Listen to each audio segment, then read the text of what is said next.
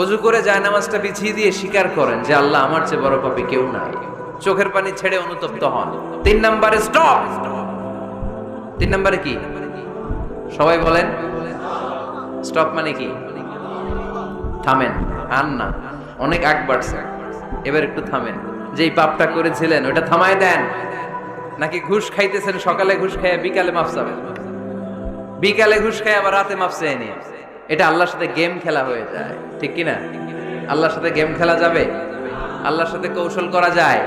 সব কৌশলীর বড় কৌশলী কে? কেউ যেটা পারে না, পারে কে? স্টপ, থামেন। To stop what you have committed from sins, যে পাপ আপনি করেছেন এটা থামায় দেন, আর ওটা করা যাবে না। 4 নাম্বার শর্ত হলো টু হেট, ঘৃণা করতে হবে। যে পাপটা করে ফেলছিলেন এটা মনে প্রাণে ঘৃণা করতে হবে, মন থেকে এটার